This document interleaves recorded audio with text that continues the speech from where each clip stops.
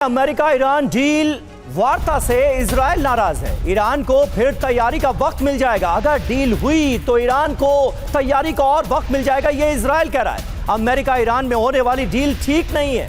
Israeli अधिकारियों के हवाले से यह खबर सामने आ रही है। मतलब जैसे जैसे अमेरिका डील की तरफ आगे बढ़ रहा है, इजराइल को यह बात नागवार गुजर रही है।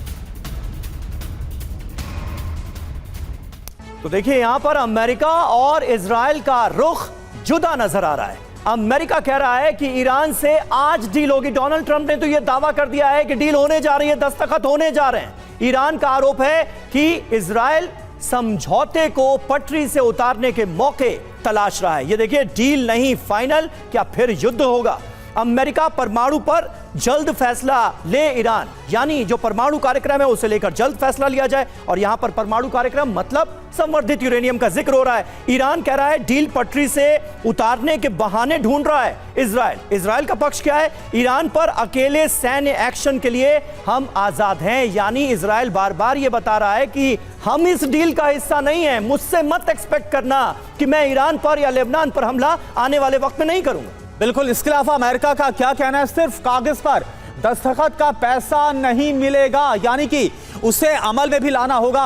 ईरान का कहना है पहले बंदरगाहों से यूएस नौसेना नाकेबंदी ब्लॉकेड को हटाना जरूरी। इजराइल का बोलना है ईरान को फंड हमारे लिए सीधा सुरक्षा खतरा है। आगे जी हां, परमाणु यूरेनियम भंडार फौरन हमें सौंपा जाए, संवर्धित यूरेनियम हमें फौरन सौंपा जाए, यह कह रहा है अमेरिका। ईरान कह रहा है कि संवर्धित यूरेनियम का स्टॉक ईरान में ही रहेगा, इसे तो सौंपे जाने की बात ही नहीं है, इसे कंसीडर भी नहीं किया जा रहा। इजराइल कह रहा है कि समझौते के बावजूद हम हर मोर्चे पर बने रहेंगे। अब आप बताइए कि ऐसे में अमेरिका की तरफ से जो बातें कही जा रही हैं उस पर ईरान यकीन करे तो कैसे करे? बिल्कुल। अमेरिका का कहना है कि मिसाइल ड्रोन पाबंदियां डील के बाद भी जारी रहेगी। ओपी तिवारी सर, यहां पर तो ऐसा लग रहा है कि अगर अमेरिका डील कर लेता है तो एक तो जोखिम यह होगा कि इजराइल जो कि उसका अहम साझेदार है उससे एक ना कहीं एक जो नाराजगी है वो मोल लेना। और दूसरी बात यह कि भले अमेरिका और ईरान के बीच डील हो जाए, लेकिन इजराइल और ईरान के बीच कभी भी युद्ध फिर से शुरू हो सकता है, उसके भी चांसेस है जो नेतन्याहू के तेवर बता रहे हैं।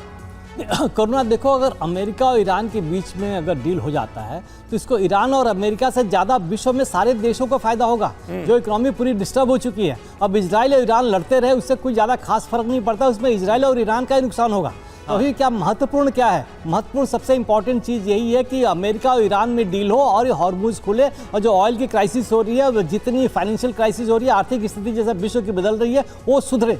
लेकिन जिस तरीके से ट्रंप साहब स्टेटमेंट दे रहे हैं उस स्टेटमेंट से लग नहीं रहा कि ये कोई डील आगे बढ़ने वाली है। लेकिन जहाँ तक इजराइल का सवाल है, इजराइल सही कर रहा है कि जितना समय मिल रहा है ईरान को, ईरान की तैयारी उतनी मजबूत होगी। ईरान की तो मजबूरी है, ईरान को तो तैयारी करनी पड़ेगी। ईरान तो तबाह हो चुका है, ईरान को तो जवाब देना ही पड़ेगा।